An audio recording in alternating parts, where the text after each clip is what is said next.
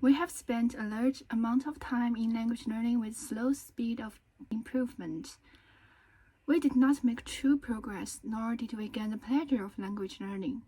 So maybe it's time to make some effective changes.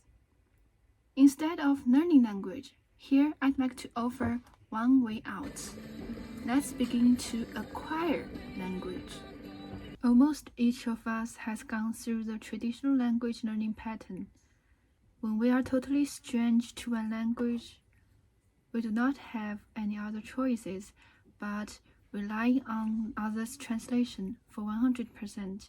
And when we decide to learn a new language, we step into the beginning stage. At this stage, teachers would treat us like children in kindergarten. They would teach us pronunciation and simple expressions. And after knowing some basic knowledge, we step into the improving stage. In this time, at first, it's easy for us to memorize grammar, words, phrases repeatedly by repeating cards or language learning apps. As we step further in the traditional language learning road, there would be more difficult tasks waiting for us, such as giving presentation, making our own translation, or speaking directly to natives. These methods do little help to my own improvement. In terms of presentation, mostly I feel that I was just grouping correct things under abstract terms. On the other hand, to finish these tasks can be quite painful for me sometimes. For example, when my own language level is barely low and I force myself to speak directly to one native, this can be quite anxious. In Chinese, there is a slang 着力极差, which means exerting force and getting wrong outcome. Sometimes I even feel that my hard working makes negative effect. All in all, the traditional language learning pattern is of low efficiency and bring us much pain. So, is that possible that we can advance without pain? Actually, the road has been pointed out right now. That is, to acquire language instead of learning it. So, what is acquiring language? To explain it clearly, we need to understand what is learning language first. Learning language is a conscious process. It happens when we deliberately study the grammar, memorize words repeatedly, and follow our teachers rigidly. As I mentioned before, this sort of learning is quite typical in the language learning classroom and most textbooks. And the consciously learned knowledge is only useful in the grammar tests or writing essays. It is not useful when we are in the spontaneous conversation. So, the whole process of language learning is like building a monitor in our brain. And the monitor is only helpful when the following conditions are met. Firstly, you need to know the rules. Secondly, you are focusing on the form rather than conversation. And the third one is that you need to have time to go through the whole monitoring process. Actually, these conditions are really difficult to meet in the spontaneous communication. So, the monitor we built can hardly function. On the other hand, acquiring language is a subconscious process. When language acquisition happens, we often don't even notice it's happening. And the language we acquired is stored in our brain subconsciously. That is the definition of acquiring language. Then let's talk about the roads of language acquisition. Language acquisition can be divided into two dimensions. To acquire language, we need to pick up naturally as well as obtain optimal input. Pick up naturally means we need to learn language in the process of socialization. Take birds as example. Birds would make different sounds in different scenarios. Birds sing while flying. They sing for socializing, they sing when injured, and they sing to protect their territory.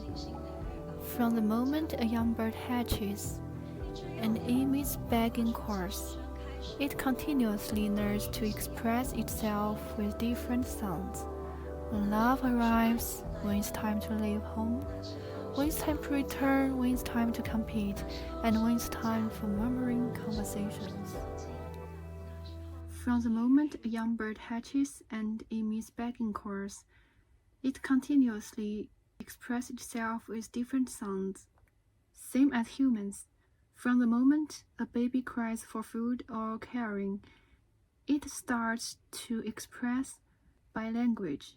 And the exposure to particular language helps children set parameters correctly, leading to fluency. As Noam Chomsky pointed out, when children are exposed to linguistic input, they adjust specific parameters according to the language they hear. Once a child is exposed to enough examples of phrases, the parameter would be switched to the correct setting in the child's brain. On the contrary, when we study language unnaturally, we would establish monitors instead of setting correct parameters in our brains. Therefore, we tend to feel stressed or embarrassed when we try to speak the language we learn.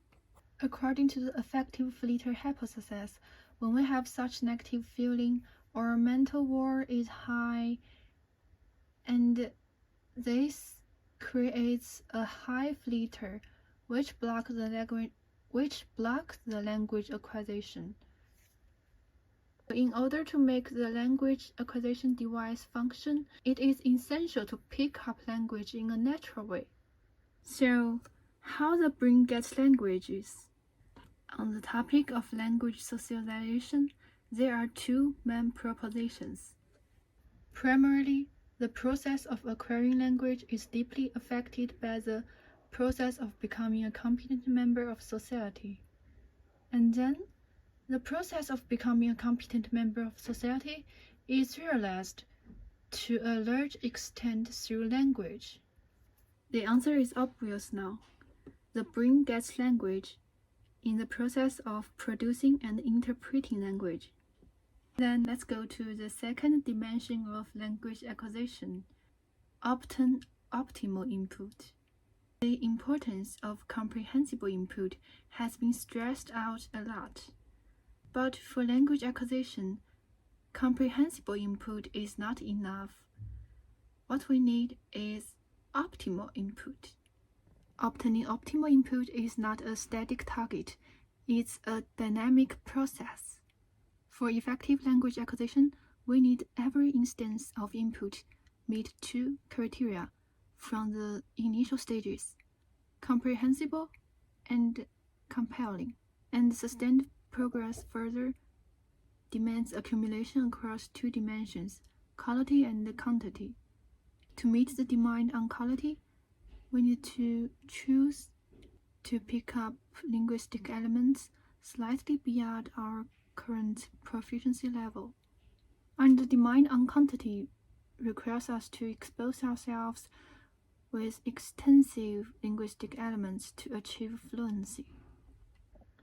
So the process of obtaining optimal input involves two fundamental components. On the micro level, follow 2C principle.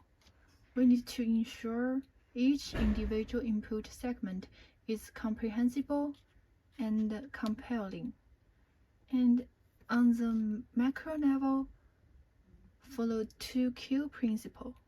We need to accumulate these segments over a long period of time, drive development in both quantity and quality.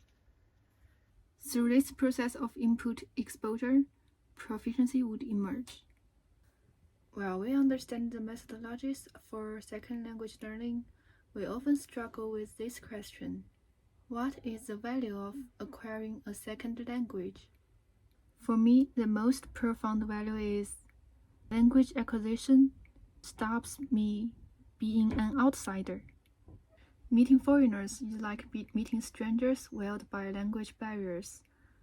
I cannot know them. but I cannot work without them, so I try to learn their tone. Our mother tongue has helped us a lot, but it also has long functioned as a mask. Only through language acquisition can we lift this veil, and then the true understanding can begin. And then the barrier dissolves. This is the value I treasure most. Only through language acquisition can we lift this veil, and then the true understanding can begin. Gently I come before you. All wisdom falls short to know you. From first open eyes, I will face this truth.